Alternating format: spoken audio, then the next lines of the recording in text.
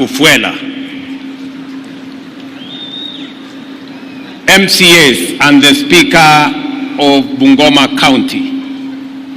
Ndugu wananchi wa Bungoma, hamjambo? Bungoma hamjambo? Bungoma hoye! Bungoma hoye! Madaraka hoye! Asanteni sana.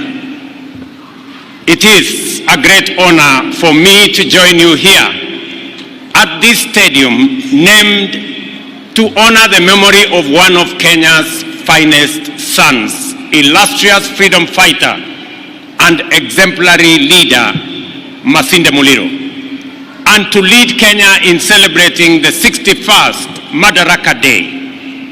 On this anniversary, we mark the emphatic success of our freedom struggle, the triumph of the many gallant men and women who made immense sacrifice for the cause of freedom and justice, and the vindication of the principles and values which inspire the people of Kenya to stand as one, resist oppression, and unite to claim their sovereignty and to win the freedom to build a nation in accordance with our own aspirations. The reason for making this day are principally that the aspirations which motivated our heroes over 6 decades ago are not only alive today, but they are also the bright flame that sets our souls and minds alight with ambition and urgency, and illuminate the path to each one of us to pursue the progress and prosperity of our households, our families, and our nation. Madaraka, our self-governing mandate, is not an accident of history. Rather, it is the affirmation of the timeless values embraced and articulated by those who came before us in their resistance to colonial invasion, and the culmination of the vision and passion of the succeeding generations which bravely took on mighty empires and they won. Today, we are no longer at the starting blocks of the race to progress. We have come a long way. In the course of our journey, we have made Kenya a strong state, anchored by a people united by fierce patriotism, love for one another, a shared vision of progress, and a public service with a high capacity to coordinate development and to provide security. Additionally, our country is a thriving, competitive, and diversified economy, well into its transformational takeoff, and a democracy which protects freedom, drives democracy, and places the people of Kenya at the front and center as the authors and beneficiaries of this great nation's affairs.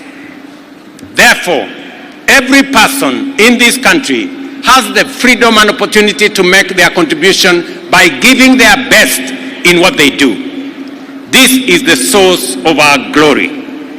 Madaraka recognizes that Kenya's freedom was won by resolute farmers and determined workers on their shambas and their brave sons and daughters in forests, cities, factories, and plantations. Madaraka reminds us not to look down upon the labors of others, regardless of their occupation, because work makes a great people and a strong nation. Rather, Madaraka encourages us to do whatever we must to honor and support everyone who works, because that is the best way of achieving prosperity and security in a nation. Madaraka Day celebrates the birth of a nation out of the totality of the labors of millions of its people. Today, ladies and gentlemen, is the day to remember that work is important. Every hustle matters, and that nation building is a bottom-up affair.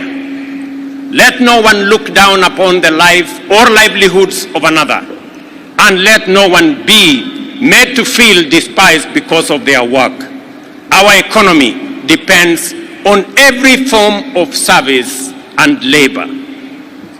From the milling of sugarcane, millet and sorghum, to the ginning of cotton and the roasting of coffee beans in this country, our agriculture sector continues to fire the powerful engine of economic transformation to propel this great nation into a food secure, internationally competitive trading giant that can hold its own in the East African community and leverage other trading frameworks such as the COMESA, Africa Growth and Opportunities Act, the Africa Continental Free Trade Area, with ease. Agriculture remains sufficiently attractive enough to sustain investment in every node of the food system. Agriculture's direct contribution to our GDP is 25%, while its indirect support to other economic pillars such as manufacturing boosts the GDP by a further 27%. Agriculture also employs directly or otherwise an estimated 40% of our population. To build a robust and thriving economy, enhance social inclusion and improve environmental conservation on this critical sector, the government has deployed an agriculture-led, all-of-society approach in the form of the bottom-up economic transformation agenda, of which agriculture is a critical, central, strategic pillar. Under the bottom-up economic transformation agenda, we will reduce hunger, fight poverty, and improve the health outcomes of Kenyans. I am particularly delighted that agriculture and food security are the chosen theme of this year's celebration in this great agricultural county of Bungoma. We appreciate the determination of small-scale farmers who are the backbone of Kenya's agricultural sector in their efforts to produce sufficient and varied food to meet their national health and other daily needs. Against many odds, our farmers have defied systemic and structural constraints and limitations to make a contribution to households and national food security requirements and to propel the economy into the future. We understand, we cherish, and we value our farmers. Consequently, we have partnered effectively with farmers and other food system value chain actors, such as input suppliers, producers, processors, and support service providers to transform their productivity beyond subsistence and enhance the country's food security. This has been made possible through interventions in key value chains like maize, livestock, tea, coffee, edible oils, cashew nuts, pyrethrum, flowers, avocado, and macadamia nuts. We now have the potential to become a competitive regionally, globally, by utilizing the unique capacity of cooperatives to mobilize production on scale through the provision of government-supported agricultural extension services. The sugar industry is a highly strategic subsector whose value chains have been the mainstay of the local economies of our sugar belt and a generator of much-needed jobs and value. For this reason, we are firmly committed to ensure that the sugar industry returns maximum value to all actors in its value chains, beginning with the initial and foundational entrepreneur, the cane grower. To accomplish this, we have implemented a number of radical measures. We have written off Kenya shillings 110 billion worth of sugar factories' debts accumulated over the last 40 years. A new leasing model that will guarantee prompt payment for cane deliveries by farmers, timely wages for factory workers, and a bonus to sugarcane farmers every end of the year like other crops is underway. A call upon relevant agencies to accelerate the review process and to incorporate proceeds from byproducts in the scheme. As part of our commitment to invest 2 billion shillings into sugarcane development through state-owned mills, after leasing is completed, I am proud to announce that the government has approved the first tranche of 600 million for seed cane development, and the National Treasury shall shortly release these funds to farmers. Recently, smallholder tea farmers exported Ketepa's value-added teas to West Africa and China. The government has also increased farm-to-table food safety through frameworks such as the Food Safety Policy, and a Food Safety Coordination Bill is underway. To ensure our capacity to coordinate agricultural production and deliver service to the sector more efficiently, we are developing and integrating a farmers and agripreneurs database into the Kenya Integrated Agriculture Information System, as is underway. To ensure our capacity to coordinate agricultural production and deliver service to the sector more efficiently, we are developing and integrating a farmers and agripreneurs database into the Kenya Integrated Agriculture Information System. As we speak, the database already has 6.4 million registered farmers, and our aim is to serve them better by improving access, sharing and utilizing of information in the agricultural sector. We have just witnessed a cohort of 2,000 agripreneurs trained by the government of Kenya. There are 18,000 agripreneurs around the country whom we have commissioned today to take charge of our agriculture across Kenya. The power of the database is beyond doubt.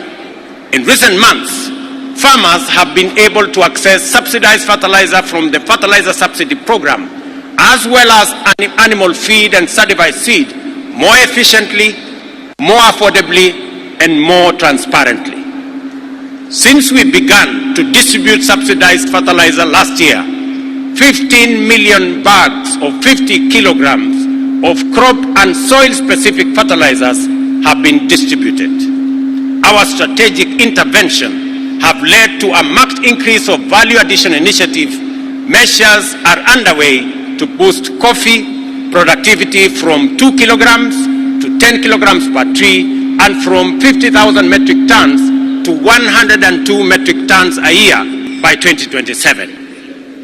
Under the coffee sector reform that we initiated, a 4 billion coffee jerry fund was established, 2 billion of which has been paid, with a balance allocated for payment in the 2024-2025 financial year. This will ensure farmers get good returns for their investments.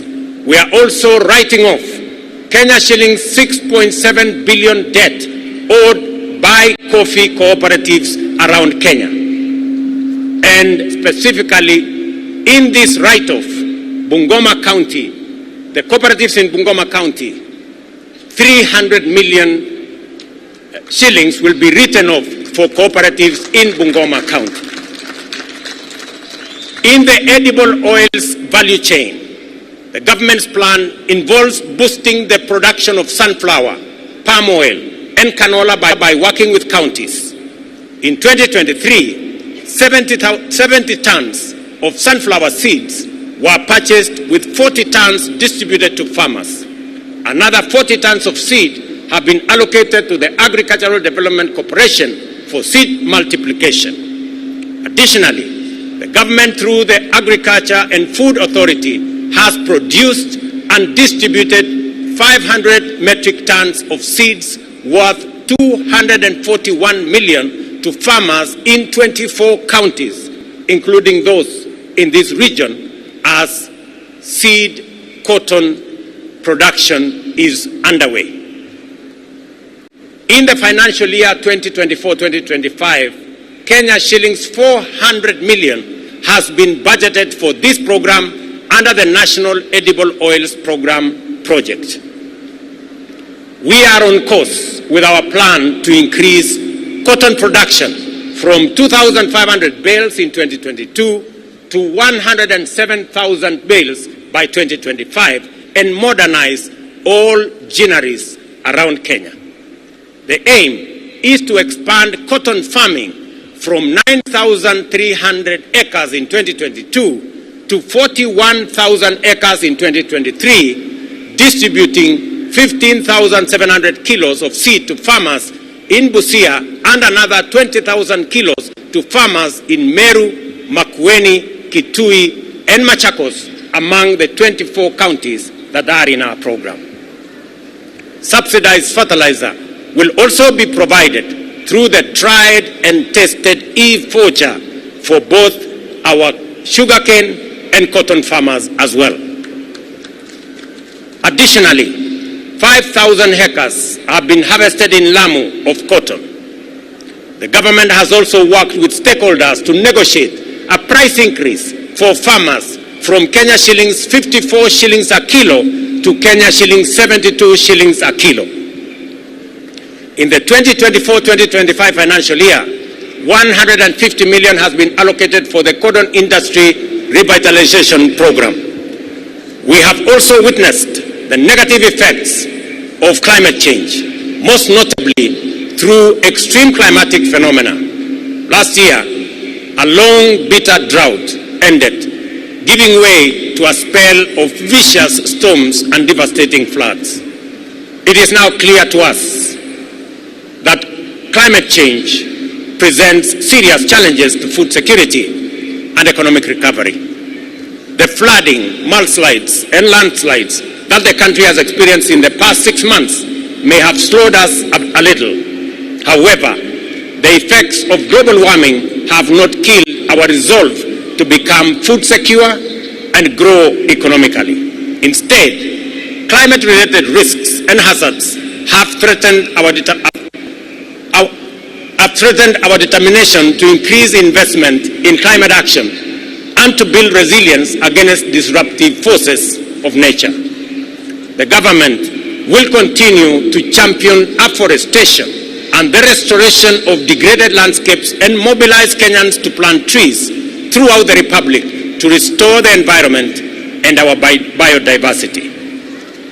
We encourage increased use of climate-smart technologies such as mobile grain dryers, mobile soil assessment laboratories, and of course, an expanded irrigation infrastructure. We have made progress towards fulfilling our commitment to build 100 dams and 1,000 small dams in different parts of the country to facilitate sustainable water use and increase irrigated land by 500,000 acres by 2026.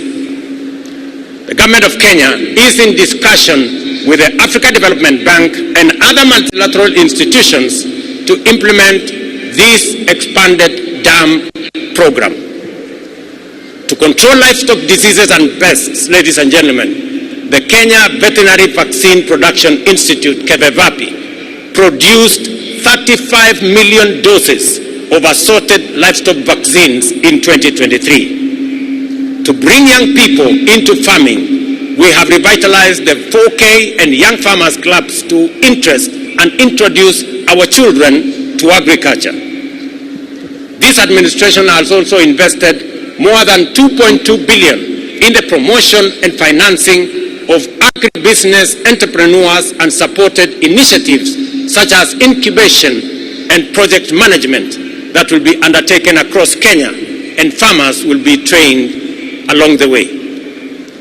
On this 61st Madaraka Day, ladies and gentlemen, we join the people of Bungoma and Kenyans of goodwill and friends of Kenya to acknowledge the contribution that food chain value actors have made towards the country's food, nutritional, and economic needs.